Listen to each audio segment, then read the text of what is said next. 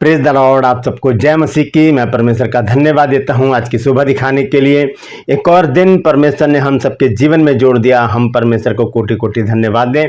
एक नया संदेश लेकर मैं आपका दोस्त पास्टर राज मसीह आपके सम्मुख उपस्थित हूं और आप देख रहे हैं मेरा यूट्यूब चैनल जिसका नाम है ब्रदर राज मसीह। मैं आपसे गुजारिश करता हूं मेरे इस चैनल को सब्सक्राइब कीजिए, बेल आइकन को दबाइए ताकि नोटिफिकेशन आपके पास पहुंचे, नया वीडियो नई जानकारी बिना व्यवधान के आपके पास पहुंच जाए। मेरे वीडियोस को लाइक कीजिए और शेयर कीजिए और कमेंट्स बॉक्स में आकर मुझसे ज़रूर बातचीत कीजिए। Praise the Lord. आज का जो संदेश है वो उपवास के विषय में है, क्योंकि हम जब उपवास रखते हैं तो उसमें क्या हमें सावधानी बरतनी चाहिए और किस तरह से उपवास को रखना चाहिए। उपवास से रिलेटेड बहुत सारी बातें हैं जो धीरे धीरे मैं आपके साथ शेयर करूंगा।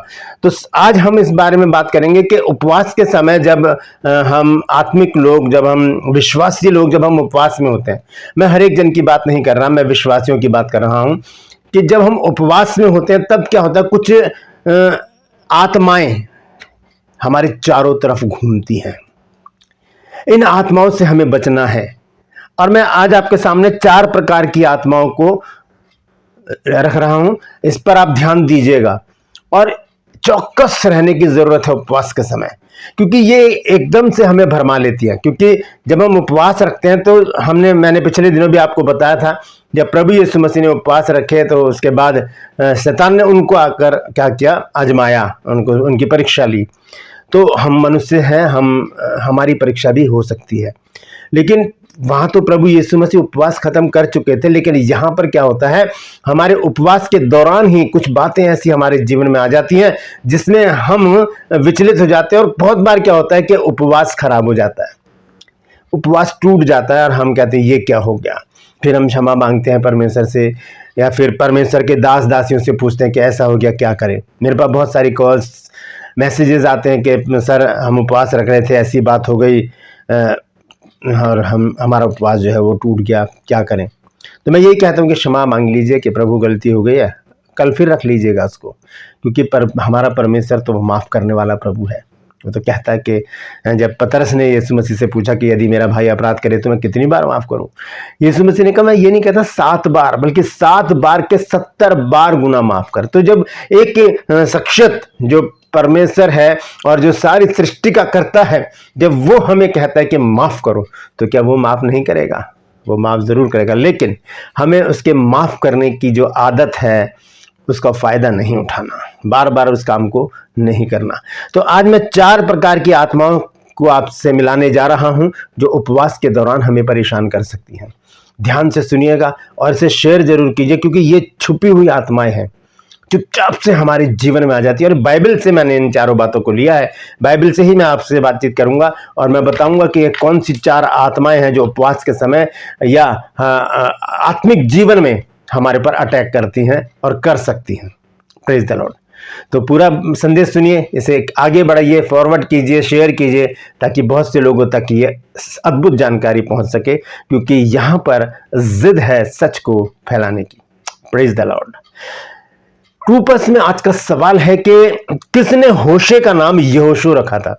यहोशू जो है, जो मूसा का जो चेला था, उसका नाम पहले होशे था। तो किसने नाम बदला उसका, उसे होशे से यहोशू किसने बनाया?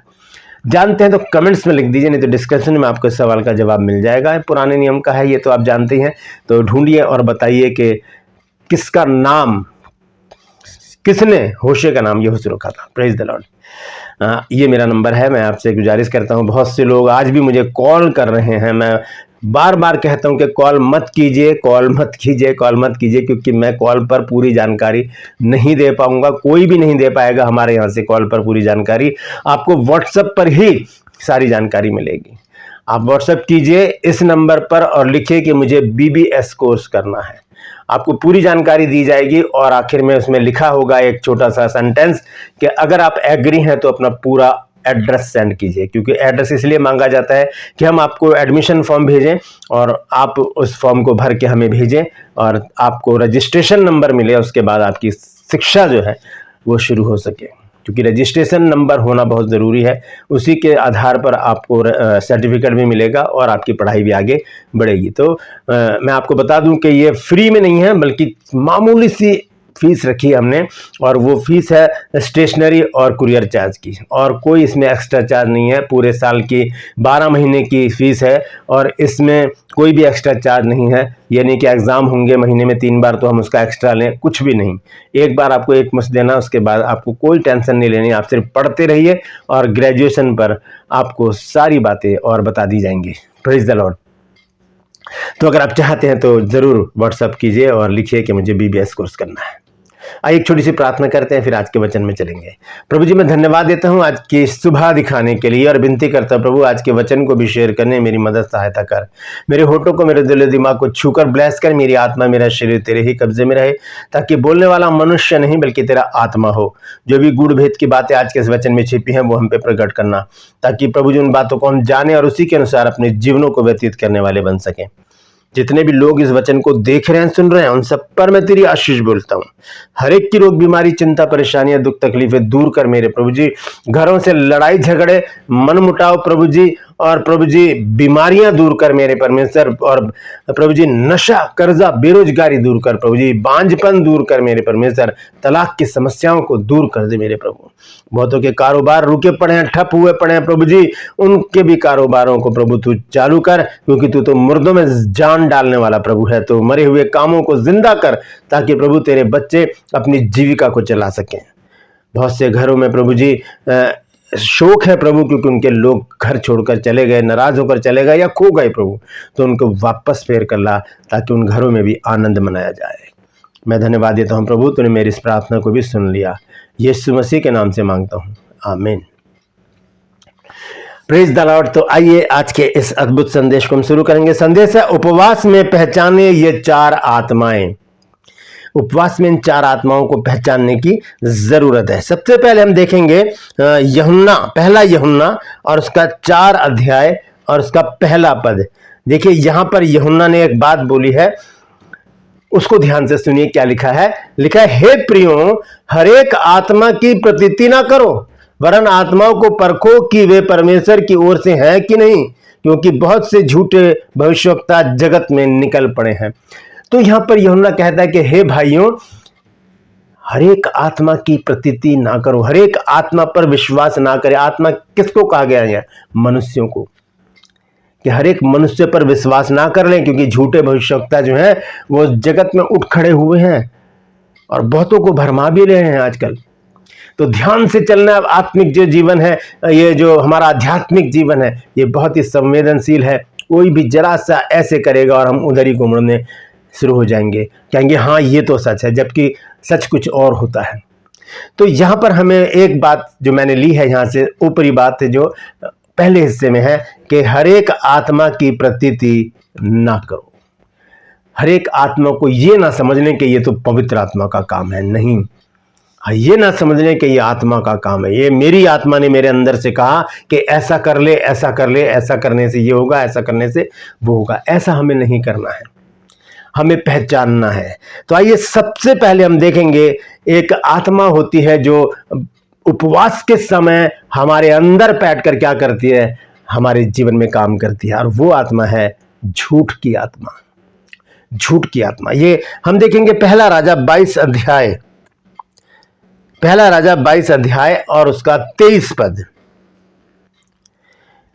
लिखा है कि तो अब सुन, यहोवा ने तेरे इन सब भविष्यवक्ताओं के मुंह में एक झूठ बोलने वाली आत्मा बैठाई है, और यहोवा ने तेरे विषय हानि की बात कही है। झूठ बोलने वाली आत्मा भी होती है, वो हमसे झूठ बुलवाएगी, जबकि झूठ बोलना क्या है? गुनाह है। परमेश्वर ने झूठ बोलने के लिए मना किया है। तो यहां पर एक आत्मा का जिक्र है। ये आत्मा तो खैर परमेश्वर ने उन लोगों के बीच में भेजी है, लेकिन जो बात मैं बताना चाहता हूं वो ये है कि एक आत्मा झूठ की आत्मा भी होती है। वो हमारे अंदर घुसकर हमसे झूठ बुलवाएगी। कब? उपवास के दौरान भी हम आत्मिक रीति से जब आगे बढ़ रहे होते हैं तब हमसे झूठ बुलवाएगी। तो इस आत्मा को पहचाने। अगर मन में आ रहा है कि झूठ बोल रहे थे, तभी सोच लें कि ये झूठ बोलने वाली आत्मा है। परमेश्वर से प्रार्थना करें, प्रभु इस झूठ बोलने वाली आत्मा से मुझे मुक्ति दे, इस झूठ बोलने वाली आत्मा को मुझसे दूर कर प्रभु, ताकि मैं बिना झूठ बोले सच्चाई से चल सकूं, खराई से चल सकूं, तेरी महिमा कर सकूं, तेरे नाम को ऊंचा उठाऊं। तो पहली आत्मा क्या है? ये है झूठ बोलने वाली आत्मा। अब देखते हैं दूसरी आत्मा, इसे कहते हैं छिनाला। हम देखेंगे होशे नबी की पुस्तक और उसका हम देखेंगे 4 अध्याय 12 पद। यह लिखा है कि मेरी प्रजा के लोग काठ के पुतले से प्रश्न करते हैं और उनकी छड़ी उनके विषय में भविष्यवाणी बताती है, क्योंकि छिनाला करने वाली आत्मा ने उन्हें बहकाया है और वे अपने परमेश्वर की अधीनता छोड़कर छिनाला करते हैं। छिनाला का मतलब क्या है? छिनाला का मतलब है वैश्यागमन करना, वैश्यावृत्ति करना या वैश्यागमन करना, गलत काम करना, व्यभिचार में लिप्त होना। तो ये वाली जो आत्मा है ये भी बहुत सक्रिय रहती है ऐसे समय में जब हम प्रभु की नजदीकी में और नजदीकी में और नजदीकी में और करीब हम प्रभु के जाने लगते हैं। तब ये आत्मा क्या करती है? हमारे ऊपर अटैक करती है, यहां घुसती है और क्या करती है? हमें क्या कर देती है? बरगला देती है। बाइबल में एक व्यक्ति है जो परमेश्वर का मन का था, परमेश्वर के मन का सा व्यक्ति था। वो कौन था? वो था दाऊद। दाऊद परमेश्वर के मन का सा था। परमेश्वर ने उसके विषय में कहा था कि मुझे मेरे मन का सा एक व्यक्ति मिल गया है जो मेरी इच्छा पूरी करेगा। वो व्यभिचार में फंस गया। छिनाला करने वाली आत्मा ने उसको अपनी गिरफ्त में ले लिया। और जब हम पढ़ते हैं 2 शमूएल 11 अध्याय में तो वहां पर लिखा है बत्शेबा के साथ उसने व्यभिचार किया, जो हित्ती उरिया की पत्नी थी। दूसरी, इसे कहते हैं पर स्त्री गमन करना, दूसरी स्त्री के साथ संबंध बनाना। तो यहां पर हमने देखा है कि दूसरी जो आत्मा है वो है वैश्यागमन या पर स्त्री गमन या व्यभिचार की आत्मा। वो आत्मा क्या करेगी? उपवास में हमारे दिमाग में जाकर गलत सलत बातें डालने का प्रयास करेगी। मैं आगे चलकर बताऊंगा कि उपवास से हमें कैसे इन चारों आत्माओं से बचना है, 4 आत्माएं से हमें बचने के लिए क्या करना है। तो हम देखते हैं तीसरी आत्मा कौन सी है? यह हम देखेंगे नया नियम में। यह है प्रेरितों के काम की पुस्तक 16 अध्याय और उसका 16 ही पद। प्रेरितों के काम की पुस्तक 16 अध्याय 16 पद। तो यह लिखा है, जब हम प्रार्थना करने की जगह जा रहे थे तो हमें एक दासी मिली जिसमें भावी कहने वाली आत्मा थी और वह भावी कहने से अपने स्वामियों के लिए बहुत कुछ कमा लेती थी। अब ये आत्मा कौन सी है? जब हम उपवास में होते हैं तब ये आत्मा बहुत ज्यादा काम करती है। भावी का मतलब होता है डिविनेशन, यानी कि भविष्यवाणी करने वाली आत्मा, भविष्यवाणी करने वाली आत्मा। तो यहां पर लिखा है कि जब हम प्रार्थना करने की जगह जा रहे थे तो हमें एक दासी मिली जिसमें भावी कहने वाली आत्मा थी, यानी कि भविष्यवाणी करने वाली आत्मा। ये आत्मा उपवास के समय बहुत काम करती है दोस्तों, और हमें ऐसा लगेगा कि परमेश्वर मुझसे भविष्यवाणी करवा रहा है। ऐसा नहीं है। परमेश्वर ने सबको अलग अलग वरदान दिए हैं। भविष्यवाणी का वरदान अलग है, अन्य भाषा का वरदान अलग है, और विश्वास अलग है। बहुत सारे वरदान हैं। 12 वरदान तो 1 कुरिन्थियों 12 अध्याय में लिखे हैं, बाकी और भी हैं जो रोमियो 12 अध्याय में लिखे हैं। तो ये जो वरदान है ये परमेश्वर की ओर से है। लेकिन ये जो भविष्यवाणी की आत्मा है ये झूठ की आत्मा है, ये फरेब की आत्मा है, ये झूठी भविष्यवाणी है। यहाँ पर लिखा है कि जब हम प्रार्थना करने की जगह जा रहे थे तो हमें एक दासी मिली जिसमें भावी कहने वाली आत्मा थी, और वह भावी कहने से अपने स्वामियों के लिए बहुत कुछ कमा लेती थी। लोग पैसे देते हैं, भविष्य बता दिया और क्या कर दिया, उनके ऊपर पैसे लुटा दिए। तो तीसरी आत्मा कौन सी हमारे पर अटैक करेगी उपवास के समय? भविष्यवाणी करने वाली आत्मा। हम जब उपवास में होंगे तो हम सोचेंगे हम तो आत्मिक हो गए हैं और अब परमेश्वर हमसे भविष्यवाणी करवा रहा है। ऐसा नहीं है, ऐसा नहीं है, क्योंकि ये जो आत्मा है ये हमें बहुत परेशान करती है जब हम उपवास में होते हैं। ये तीनों आत्माएं, एक तो झूठ बोलने वाली आत्मा, एक व्यभिचार की आत्मा, और तीसरी है भविष्यवाणी करने वाली आत्मा। और चौथी आत्मा कौन सी है? आइए देखेंगे 1 तीमुथियुस 4 अध्याय, 1 तीमुथियुस 4 अध्याय और उसका 1 पद। यहां पर लिखा है, परंतु आत्मा स्पष्टता से कहता है कि आने वाले समयों में कितने लोग भरमाने वाली आत्माओं और दुष्ट आत्माओं की शिक्षाओं पर मन लगाकर विश्वास से बहक जाएंगे। मैं आज दुष्ट आत्मा की बात नहीं कर रहा, मैं अशुद्ध आत्माओं की बात नहीं कर रहा, मैं पवित्र आत्मा की बात नहीं कर रहा, मैं उन 4 ऐसी आत्माओं की बात कर रहा हूं जो उपवास में हमें परेशान करती हैं। पहली आत्मा क्या है? झूठ बोलने वाली आत्मा। दूसरी क्या है? छिनाला करने वाली आत्मा, यानी कि वेश्यावृत्ति या व्यभिचार करने वाली आत्मा। तीसरी आत्मा कौन सी है? भविष्यवाणी करने वाली आत्मा, यानी कि भावी बोलने वाली आत्मा। और चौथी आत्मा है भरमाने वाली आत्मा। हमें भरमाएगी आकर। हम सोचेंगे स्वर्गदूत आ गया, हम सोचेंगे पवित्र आत्मा आ गया, लेकिन वहां पर क्या होगा? ऐसे समय में हमें उसे पहचानने की जरूरत है। पहला यूहन्ना 4 अध्याय के 1 पद के अनुसार कि आत्माओं को पहचानो। हमें बहुत जरूरी है इन चारों आत्माओं को पहचानने की। ये जो आत्मा है, चौथी आत्मा है, ये भरमाएगी हमको, ये हमें भरमाएगी। तो हमें भरमाने में नहीं आना, हमने झूठ नहीं बोलना, हमें जो छिनाला वाली आत्मा है उससे दूर रहना है, और भावी कहने वाली दुष्ट आत्मा से भी दूर रहना है। इन चारों से हम कैसे बचेंगे?